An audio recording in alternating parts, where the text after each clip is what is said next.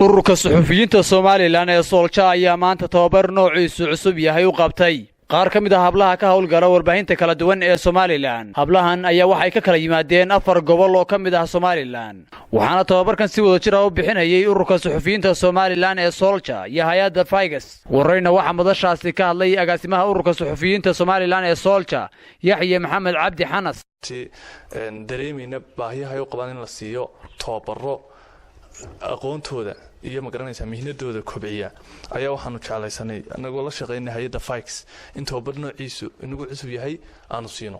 tababarkan waxa ka qayb galaya suxufiyiinta hablaha ama haweenka ka howlgala 4 gobol: gobolka Maroodijeex oo marti loo yahay Hargeysa, Boorama, Awdal, Togdheer iyo Ceergaabo oo xubno intaba ka isku iyo Saraar yaanan ilaabin waxaan filayaa xubno qaar Sool sorry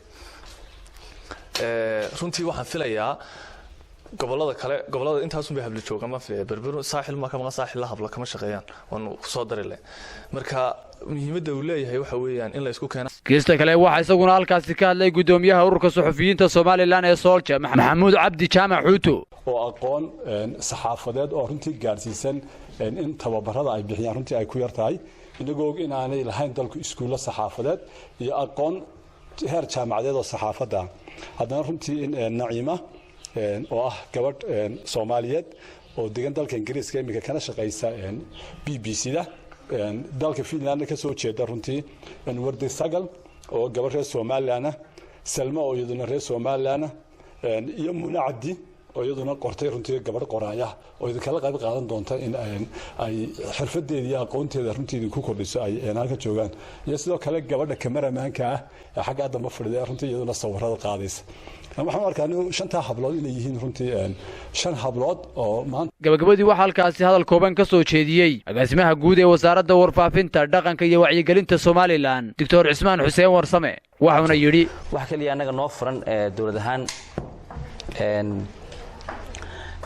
haddii dawlad ahaan tababaradan faraha badan ee la qabanaya waxa weeye waxay ku yimaadeen qorshe. dawladdu waxay ka leedahay qorshe iyo siyaasad bay ka leedahay saxaafadda iyo arrimaha bulshadaba. saxaafadduna ma aha saxaafad kaliya inay soo tibiso arrimaha siyaasadda ee runtii communication for development iyo media for development baan hadda cagta saari doonaa insha Allah hadii la ka dhigo. waxaan isku dayi doonaa inaynu adeegsano saxaafadda si ay u soo tabin lahayn wararka imika uu sheegay gudoomiyuhu lahaa in arrimaha bulshada laga hadlo, in laga hadlo kobaca dhaqaale, kobaca mataqaanaa soo kor ama wixii kale de challenge ay haysta society ahaanba. marka runtii waxa aanu kala doonaynaa inaanu xagga aqoonta iyo aanu dhisno saxafiyiinta kala duwan. suxufigu anagu noo sameeyahay rag iyo dumar, laakiin khaasatan waxa jirta baahiyo fara badan oo xagga dumarka hadda. marka sida laajkeed anagoo ka duulayna mataqaanaa dhibaatooyinka noo sheegay ee cilmi baaris ay ku timi inaanu wax badan ka geysano aan caawino gabdhaha. waxaana nasiibanahay kulay gabdhuhu waxay badan yihiin, gabdho dhalinyaro ah bay badan yihiin.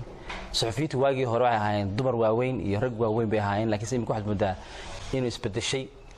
waxaana farxad oo noo ah waayo de waxa la yiri maxay tahay bariga wax loo jeedo qof weyn aad buu wadataan wax bartaa, laakiin qofka yar waxaad bari kartaa oo waxa isku day kartaa inuu bal fahmo aqoonta loo baahan yahay suxufi inaad noqoto kulay runtii tababaradani waa tababaro mataqaanaa adigoo ku jira saxaafadda lagu tababarayo, laakiin waxaan door bidaynaa oo aan aad iyo aad ugu xijinaynaa oo aan doonaynaa ugu boorinaynaa in course structure oo ah Maxamed Jaamac Umal, wararka warbaahinta SBC Hargeysa.